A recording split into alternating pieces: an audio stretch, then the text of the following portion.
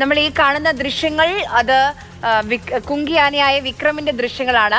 വയനാട്ടിലെ കടുവയെ പിടികൂടാൻ വേണ്ടി ഇപ്പോൾ വനംവകുപ്പ് 2 കുങ്കിയാനകളെ ഒന്നിനെ എത്തിച്ചു കഴിഞ്ഞു. വിക്രം എത്തിക്കഴിഞ്ഞു. അല്പസമയത്തിനകം തന്നെ കോന്നി സുരേന്ദ്രൻ കൂടി ഇവിടേക്ക് എത്തും. ഡോക്ടർ അരുൺ സക്രിയയുടെ നേതൃത്വത്തിലാണ് ഇപ്പോൾ കടുവയെ പിടികൂടാനുള്ള ശ്രമങ്ങൾ പുരോഗമിച്ചുകൊണ്ടിരിക്കുന്നത്. കടുവയുടെ സാന്നിധ്യം കണ്ടെത്തിയ മേഖലകളിലൊക്കെ പരിശോധന നടത്തും. ഡ്രോൺ ഉപയോഗിച്ചുള്ള പരിശോധനയിലേക്കും നീങ്ങുകയാണ്. കമൽ നമുക്കൊപ്പം വിവരങ്ങളുമായി ചേരുന്നുണ്ട്. കമൽ, ഏത് രീതിയിലാണ് ഇപ്പോൾ കടുവയെ പിടികൂടാനുള്ള ശ്രമങ്ങൾ?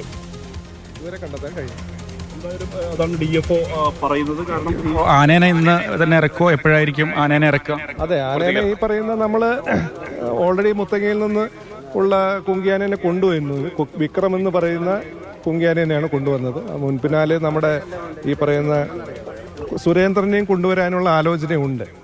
അപ്പോൾ ഈ പറയുന്ന കുങ്കിയാനെ ഉപയോഗിച്ചിട്ടുള്ള സെർച്ച് നമ്മൾ നടത്തും. കാരണം നമുക്ക് കാൽനടയായിട്ട് നേരിട്ട് പോയി പരിശോധിക്കാൻ ബുദ്ധിമുട്ടുള്ള സ്ഥലങ്ങളിൽ ആനയെ ഉപയോഗിച്ചിട്ടുള്ള സെർച്ചാണ് നമ്മൾ ഉദ്ദേശിക്കുന്നത്. രാവിലത്തെ സെർച്ചിൽ എന്തെങ്കിലും രാവിലത്തെ ഈ പറയുന്ന ഫിസിക്കൽ സാന്നിധ്യം അല്ലെങ്കിൽ ഇൻഡയറക്റ്റ് എവിഡൻസോ നമുക്ക് ലഭിച്ചിട്ടില്ല. നമ്മൾ 3 സംഘമായിട്ട് ഒരു സംഘം നമ്മൾ കന്നാരമ്പുഴയുടെ ഭാഗത്തും ഒരു സംഘം CMO 73 കോളനിയുടെ ഭാഗത്തും പിന്നെ ഡോക്ടറിൻ്റെ സംഘം ഇത് കടുവ പതുങ്ങിയിരിക്കാൻ സാധ്യതയുള്ള ചതുപ്പ് സ്ഥലങ്ങളും ഈ പറയുന്ന ഒഴിഞ്ഞ തോട്ടങ്ങളെല്ലാം തന്നെ പരിശോധിക്കുകയുണ്ടായി.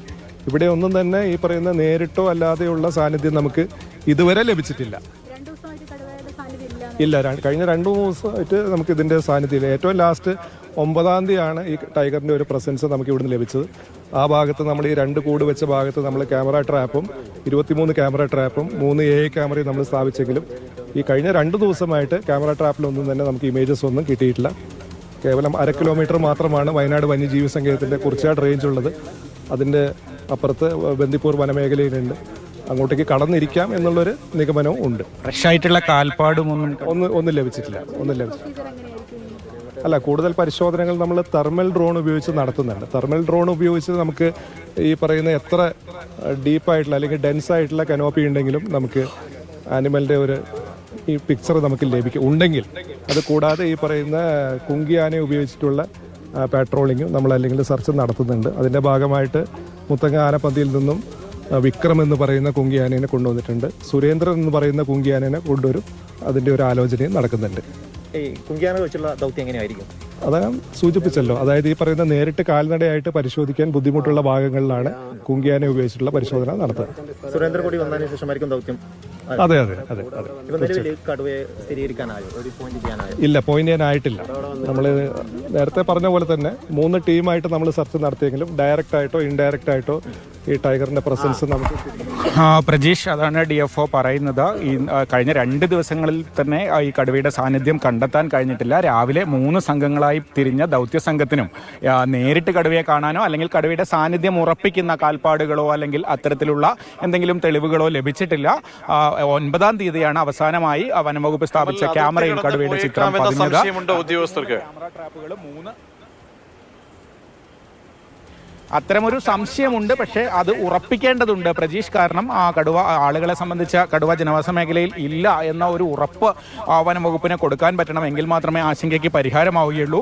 അതിന് ഈ തിരച്ചിലൊക്കെ നടത്തി അത് ഉറപ്പിക്കേണ്ടതുണ്ട്. കാരണം 23 ക്യാമറ ട്രാപ്പുകൾ 3 AI ക്യാമറകളൊക്കെ ഉണ്ട്. അതുപോലെ ഈ തിരച്ചിൽ നടത്തുന്നുണ്ട്, നിരീക്ഷണം നടത്തുന്നുണ്ട്. എന്തായാലും 9-ാം തീയതിക്ക് ശേഷം കടുവയുടെ സാന്നിധ്യം എവിടെയും കണ്ടെത്താൻ കഴിഞ്ഞിട്ടില്ല എന്ന് ഉറപ്പുണ്ട്. അപ്പോൾ ആ കാട്ടിലേക്ക് കയറിയിട്ടുണ്ടെങ്കിൽ അത് പൂർണ്ണമായും അത് ഉറപ്പിക്കാനുള്ള കാര്യങ്ങൾ കണ്ടെത്തേണ്ടതുണ്ട്, അത് ഉറപ്പാക്കേണ്ടതുണ്ട്. എങ്കിൽ മാത്രമേ ഈ പ്രദേശത്തെ ആശങ്ക പരിഹരിക്കാനാവുകയുള്ളൂ. DFO അജിത് കെ രാമൻ പറഞ്ഞതുപോലെ തൊട്ടടുത്ത് കർണാടകയിലെ കടുവാ സങ്കേതങ്ങളുണ്ട്, വയനാട് വന്യജീവി സങ്കേതത്തിലെ വനമേഖലയുണ്ട്. അങ്ങോട്ട് എവിടെയെങ്കിലും കയറിപ്പോയോ എന്ന് ഉറപ്പിക്കേണ്ടതുണ്ട്. പക്ഷേ ആദ്യം ലഭിച്ച ചിത്രങ്ങളിൽ നിന്നും ഈ വേട്ടയാടിയ രീതിയൊക്കെ വെച്ച് കടുവ അവശ നിലയിലായിരുന്നു എന്നാണ് വനംവകുപ്പിന്റെ നിഗമനം. മൃഗങ്ങളെ ഓടിച്ചിട്ട് പിടികൂടാനോ ഒന്നുമുള്ള ആരോഗ്യസ്ഥിതിയിലല്ല. 2 ആടുകളെ ഉപയോഗിക്കുന്നുണ്ട് കടുവ വേട്ടയാടിയത്. തെർമൽ ഡ്രോണാണ് പ്രധാനമായും ഈ ഒരു സാങ്കേതിക വിദ്യ എന്ന് പറയുന്നത്. തെർമൽ ഡ്രോൺ ഉപയോഗിച്ച് പരിശോധിച്ചാൽ ഈ വൃക്ഷങ്ങളുള്ള പ്രദേശത്ത് നിന്ന് പോലും ഇമേജ് ലഭിക്കുമെന്ന പ്രതീക്ഷയാണ് വനംവകുപ്പിനുള്ളത്. മുൻപ് ബേലൂർ മഗ്നയെ കണ്ടെത്താനൊക്കെ തെർമൽ ഡ്രോൺ വയനാട്ടിലേക്ക് കൊണ്ടുവന്നിരുന്നു. പക്ഷേ അന്ന് അത് വലിയ രീതിയിൽ ഒരു വിജയമായിരുന്നില്ല. പക്ഷേ ഇന്ന് വളരെ പ്രതീക്ഷയോടെ തന്നെയാണ് തെർമൽ ഡ്രോൺ ഉപയോഗിച്ചുള്ള പരിശോധനയും നടത്തുന്നത്. അതുപോലെ 2 ആനകളും എത്തിയ ശേഷം ആനകളെ ഉപയോഗിച്ച് തെരച്ചിൽ നടത്താനും വനംവകുപ്പ് ഉദ്ദേശിക്കുന്നു. പ്രത്യേകിച്ച് ഈ കാട് മൂടിയ തോട്ടങ്ങളിലൊക്കെ ഈ കുങ്കിയാനകളെ ഉപയോഗിച്ച് പരിശോധന നടത്തിയാൽ കടുവ ഒളിഞ്ഞിരിക്കുകയാണെങ്കിൽ പുറത്തു വരാനുള്ള സാധ്യതയുണ്ട്. അതുപോലെ കടുവ ആനപ്പുറത്തിരുന്ന് കടുവ ഉള്ള സ്ഥലങ്ങൾ നിരീക്ഷിക്കാനും കഴിയും. അത്തരം പരിശോധനകളൊക്കെയാണ് ഉദ്ദേശിക്കുന്നത്. എന്തായാലും വിക്രമിനെ ഇപ്പോൾ വനംവകുപ്പിന്റെ ബേസ് ക്യാമ്പിന് അടുത്തുള്ള തോട്ടത്തിൽ ആണ് നിർത്തിയിരിക്കുന്നത്. ഇനി കോന്നി സുരേന്ദ്രൻ കൂടി എത്തിയ ശേഷമായിരിക്കും ഓപ്പറേഷനിലേക്ക് കടക്കുക. ഏറ്റവും പ്രധാനപ്പെട്ട കാര്യം, ഇന്ന് 3 സംഘങ്ങളായി തിരിഞ്ഞ് പരിശോധന നടത്തിയിട്ടും കടുവയെ നേരിട്ട് കാണാനോ അല്ലെങ്കിൽ കടുവയുടെ സാന്നിധ്യം ഉറപ്പിക്കുന്ന എന്തെങ്കിലും തെളിവുകൾ കണ്ടെത്താനോ വനംവകുപ്പിന് കഴിഞ്ഞിട്ടില്ല.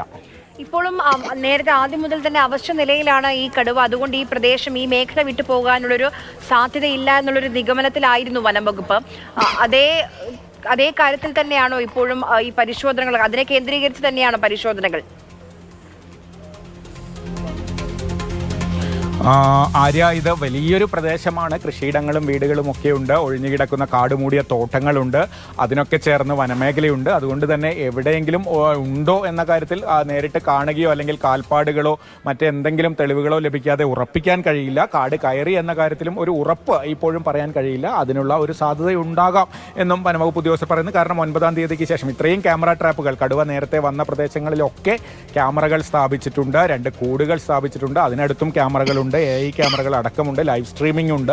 പക്ഷേ എവിടെയും കടുവയുടെ സാന്നിധ്യം കണ്ടെത്താനായിട്ടില്ല. ഈ പരിശോധനയിലും വളരെ വിദഗ്ധരായ ആളുകളാണ് ഈ ദൗത്യത്തിൽ പങ്കെടുക്കുന്നത്. അവർക്ക് കടുവ ഒരു സ്ഥലത്ത് കിടന്ന സ്ഥലമുണ്ടെങ്കിൽ അവിടുത്തെ പാടുകൾ, അതുപോലെ കാൽപ്പാടുകൾ, ഇതൊക്കെ കണ്ടെത്തി കടുവയുടെ സാന്നിധ്യം തിരിച്ചറിയാനാകും. പക്ഷേ അത്തരത്തിലൊന്നും ഉള്ള ഒരു തെളിവുകൾ കണ്ടിട്ടില്ല. കടുവയെ നേരിട്ട് കണ്ടില്ല എന്ന് മാത്രമല്ല, ഇത്തരത്തിൽ കടുവ കടന്നുപോയതോ അല്ലെങ്കിൽ വിശ്രമിച്ചതായ സ്ഥലങ്ങളോ അതിൻ്റെ ലക്ഷണങ്ങളോ ഒന്നും കണ്ടെത്താൻ കഴിഞ്ഞിട്ടില്ല എന്നാണ് DFO അല്പസമയം മുമ്പ് പറഞ്ഞത്.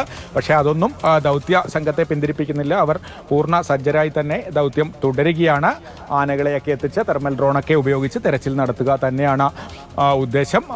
പഞ്ചായത്ത് പ്രസിഡന്റ് ഒക്കെ ഉൾപ്പെടെയുള്ള ജനപ്രതിനിധികൾ ഈ പ്രദേശത്ത് ഉണ്ട്. ആളുകളുടെ ആശങ്ക പരിഹരിക്കാനാണ് വനംവകുപ്പ് പ്രധാനമായും ഈ വലിയ രീതിയിലുള്ള തെരച്ചിൽ തന്നെ നടത്തുന്നത്. കാരണം ഈ പ്രദേശത്ത് കടുവയുടെ സാന്നിധ്യം ഇല്ലെങ്കിൽ അത് പൂർണ്ണമായും ഉറപ്പിച്ച് പറയാവുന്ന ഒരു നിലയിലേക്ക് എത്തണം.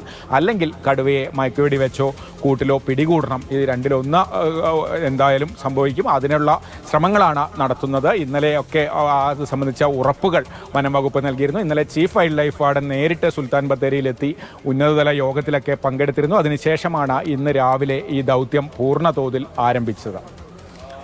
കമൽ പറഞ്ഞതുപോലെ തന്നെ ഒരു ഉത്തരമില്ലാതെ മടങ്ങാൻ കഴിയില്ല. ജനങ്ങളെ സംബന്ധിച്ചോളം അവർക്ക് ഈ മേഖലയിൽ ഇനി ഉണ്ടാകരുത് എന്നുള്ള ഒരു ഉറപ്പ് ലഭ്യമാകണം. ആ നിലയിലായിരിക്കണം ദൗത്യവും പുരോഗമിക്കേണ്ടത്. അപ്പോൾ എത്ര സമയമെടുത്താലും ആ ദൗത്യത്തിന് ശേഷം മാത്രമേ ഈ സംഘം മടങ്ങൂ എന്നാണോ മുകളിൽ നിന്നൊക്കെ ലഭ്യമാകുന്ന അറിയിപ്പ്? പ്രജീഷ്, 2 തരത്തിലുള്ള ദൗത്യങ്ങൾക്ക് വയനാട് സാക്ഷ്യം വഹിച്ചിട്ടുണ്ട്. കടുവയെ പലതവണ കൂടുവെച്ച് പിടികൂടി മൃഗശാലയിലേക്കും വയനാട്ടിലെ തന്നെ സംരക്ഷണ കേന്ദ്രത്തിലേക്കൊക്കെ മാറ്റിയിട്ടുണ്ട്. മയക്കുവെടി വെച്ചും കൂട് വെച്ചും അത്തരത്തിൽ കടുവകളെ പിടികൂടിയിട്ടുണ്ട്. പക്ഷേ കടുവയെ കണ്ടെത്താനാകാതെ അവസാനിപ്പിച്ച ദൗത്യങ്ങളും പല സ്ഥലത്തും ഉണ്ടായിട്ടുണ്ട്. മാനന്തവാടിക്കടുത്ത കുറുക്കൻമൂലയിൽ 1 മാസത്തിലധികം നീണ്ടുനിന്ന ഒരു ദൗത്യത്തിനൊടുവിൽ കടുവയുടെ സാന്നിധ്യമോ കടുവ എവിടെ പോയി എന്ന് പോലും കണ്ടെത്താനാകാതെ ദൗത്യം അവസാനിപ്പിക്കേണ്ടി വന്നിട്ടുണ്ട്. പക്ഷേ കഴിഞ്ഞ വർഷം പ്രജീഷിനെ കൊലപ്പെടുത്തിയ വാഗേരിയിലെ കടുവയൊക്കെ കുറേ ദിവസത്തെ തെരച്ചിലിന് ശേഷം ഒടുവിൽ കടുവ കൂട്ടിൽ തന്നെ അകപ്പെടുകയായിരുന്നു. അങ്ങനെ പിടിച്ച് അവിടെ നിന്ന് കൊണ്ടുപോയിട്ടുണ്ട്. കഴിഞ്ഞ 1-2 വർഷങ്ങൾക്കിടയിൽ ഒരുപാട് കടുവകളെ കൂടുവെച്ചും മയക്കുവെടി വെച്ചും പിടികൂടിയിട്ടുണ്ട്. തൃശ്ശൂർ മൃഗശാലയിലേക്ക്, പുത്തൂരിലെ സുവോളജിക്കൽ പാർക്കിലേക്ക്, തിരുവനന്തപുരത്തെ മൃഗശാലയിലേക്ക്, വയനാട്ടിലെ തന്നെ കടുവാ സംരക്ഷണ കേന്ദ്രത്തിൽ ഇപ്പോൾ 5-6 കടുവകളെ സംരക്ഷിക്കുന്നുണ്ട്. അതുകൂടാതെ ഈ മൃഗശാലകളിലേക്ക് നിരവധി കടുവകളെ വയനാട്ടിൽ നിന്ന് കൊണ്ടുപോയിട്ടുണ്ട്. അത്തരത്തിൽ നിരവധി ഓപ്പറേഷനുകൾ നടന്നിട്ടുണ്ട്. കമലാണ് വിവരങ്ങൾ നൽകിക്കൊണ്ടിരുന്നത്. നമുക്ക് ദൃശ്യങ്ങളിൽ കമലിന് പിന്നിൽ നമുക്ക് കുങ്കിയാനയായ വിക്രമിനെ കാണുന്നുണ്ട്. എന്തായാലും രക്ഷാ ദൗത്യം അത് അതിന്റെ ആദ്യഘട്ടത്തിലേക്ക് എത്തി തുടങ്ങിയിട്ടുണ്ട്. വെല്ലുവിളികൾ ഒരുപാടുണ്ട്. നേരത്തെ DFO അജിത് K. രാമൻ പറഞ്ഞതുപോലെ തന്നെ കടുവയുടെ സാന്നിധ്യം കണ്ടെത്താൻ കഴിഞ്ഞിട്ടില്ല. അപ്പോൾ കടുവയാണ്, അപ്പോൾ ഏത് മേഖലയിലേക്കും ഒക്കെ പോയേക്കാം. ഭൂമിയുണ്ട്. അതുകൊണ്ട് എവിടേക്കായിരിക്കും കടുവ പോയത് എന്നതിന് ഈ നിമിഷം വരെ ഒരു തിട്ടമില്ല. എങ്കിലും ദൗത്യം തുടരുക തന്നെ ചെയ്യുകയാണ്.